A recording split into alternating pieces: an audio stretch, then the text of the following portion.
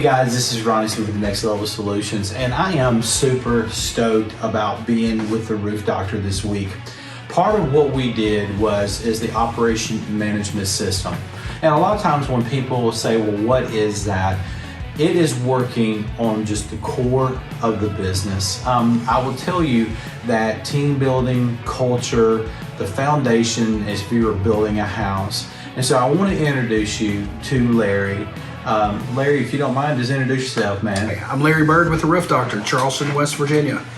So Larry, one of the things that I have found to be kind of neat this time of years is that people they're in that stress mode because they're trying to get their jobs done. They're trying to get to the winter time. This is that time of buttoning everything up. And this may have not even been the best time for me to be here, right? Because you've been really busy, right? Yeah, absolutely. One of the things that I would like the audience to be able to see is that in this week, we started out with kind of working with team building. It wasn't necessarily what you may have thought. You may have thought we're going to go to the numbers and do those things. But what was the biggest takeaway that you got from us working from day one of just kind of doing the team building, establishing the core values, the org chart, and kind of like who's responsible and putting people in their lane? What would you say to the people out there today? Man, I mean, it's really unbelievable. You know, when this thing first started, and even with the conversation before Ronnie showed up, you know, I had a certain level of expectation. And so when he got here and we started, you know, he's just, again, an amazing guy. You know, he really is. So we started the process, and as we start moving along, you know, I start noticing some things about myself, about my company. You know, we've done some assessments, and so some of those things were a little bit difficult to look at, you know, or maybe even to accept. But probably the biggest takeaway I would have to say is a lot of these answers were like right here in front of us. And for whatever reason, we weren't able to see them. You know, right. It took somebody to come in from the outside, and you know, somebody knowledgeable and someone who knew what they were talking about, to be able to present this information to us in a way that we could process it and understand it, and then be able to take it and use it to our benefit. And I mean, it was a quick process, and it's again, I just can't say enough about this guy right here. I mean, Ronnie's great. And again, I know you guys out there are listening and watching, and I know sometimes people think that a lot of this stuff is scripted, but listen, everything that I'm telling you is absolutely 100% legit.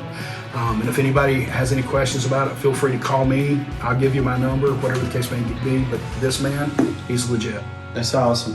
You know, one of the things about the assessment, so what we're doing is we're learning more about the personality of the person, but also their job behaviors. There are a lot of different assessments and stuff out there, and the one that I'm using, the most important thing of it is looking at on the personal side of your personality, that these traits actually have been developed from the time that you were 8 to 12 years old. Mm-hmm. And so as we were going through that personal side of the assessments, and then looking at the business side of those things, it really kind of told the story about the team.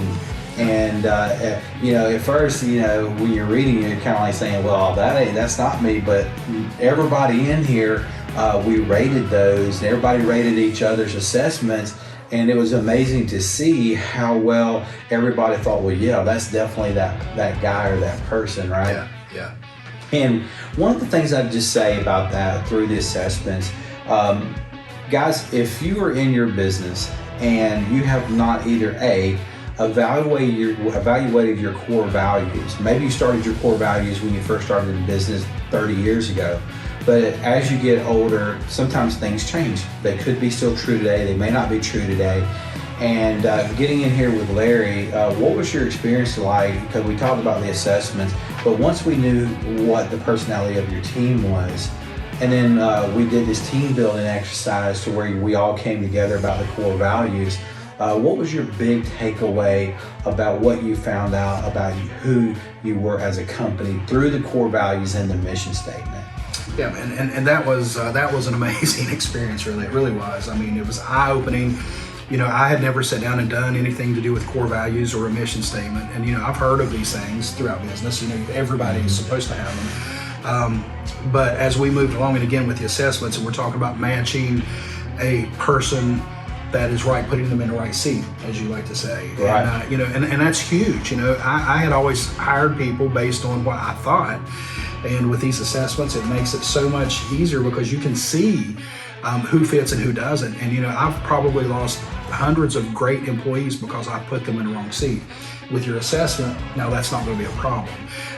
And as far as the core values and things go, and the mission statement, everything that we do, and I understand this now, everything that we do revolves around that. So there is no question or anything that is no open-ended, or nothing is open. It's all closed-ended in terms of we know who we are. So everything we do, we live and breathe core values and mission statement, and all that is based around what we've done. And those assessments have helped us put the right people in the right places so that we can achieve and stay true to ourselves.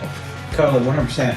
And so for all the listeners that are out there, one of the cool things about knowing what your core values are is that it is truly, even though that the metrics and all that all kind of goes in hand, the core of who you are and who your company is going to be is very important, because one thing that we realize that through this process is that you want to hire based off of those core values, and by getting your team members to commit to those. And I think one of the biggest powerful things that we could do is by having the team to be a part of them, of like who we are, and going through that and coming up with all of these words and just putting all these words up on a board and then narrowing them down. As we went through that process this week, it was amazing to be able to see that we ended up with all the right core values. Yeah. And guys, it's not just about putting words together. You got to put statements behind those words. What do they mean? Because if you have one core value, and I may have one way of looking at it, another person could look at that same word as something different. But by putting a powerful statement behind it, and by doing that, now what has happened is now you take your core values, and now you know how to hire people. Because now you can formulate those questions and how they demonstrate your core values, right? Well, yeah, and not only that, but something that's really big, and this was hugely eye-opening for me. So we have our team that is involved in making the core values and figuring out what our core values are.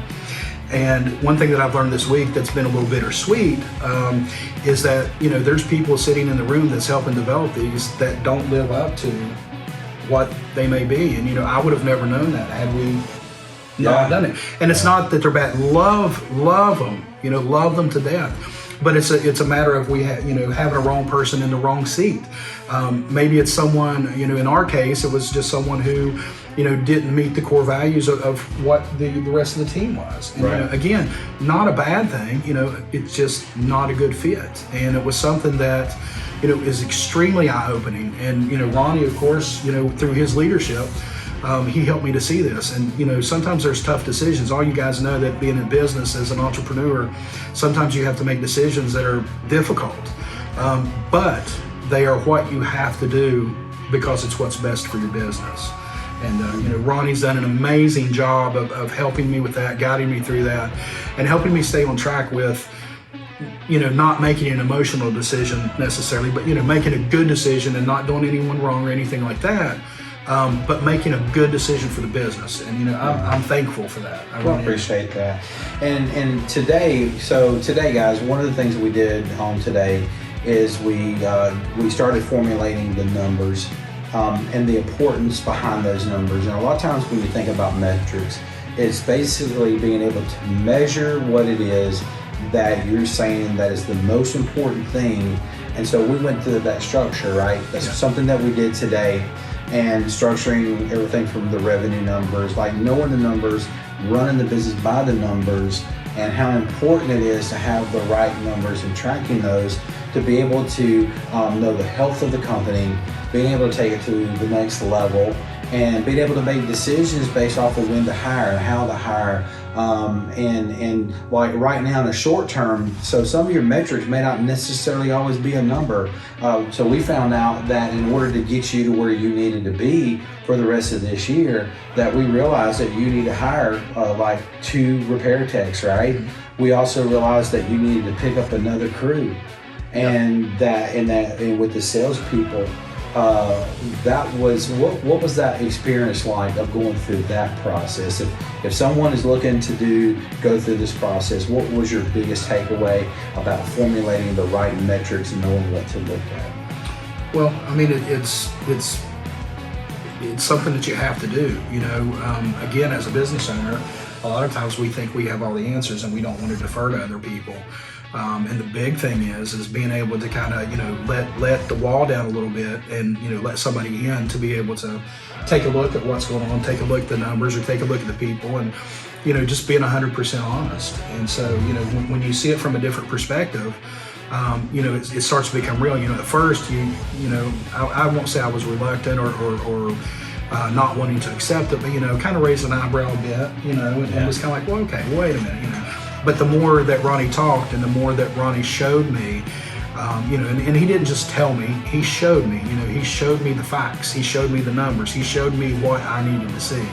And he opened my eyes, and I'm really grateful for that. That's something that, in business, all you guys know that sometimes these decisions are live or die, and it might not be that it occurs 15 minutes from now, it might be a year down the road. But, the decisions we make today, or the metrics that we're trying to reach today, are going to determine where we are next year or in the next 5 years. Yeah, and guys, one thing that's important that when you're working with people, I personally don't take it lightly, and when we're making these decisions, because we're basing everything on facts and what we're pulling out, going through that.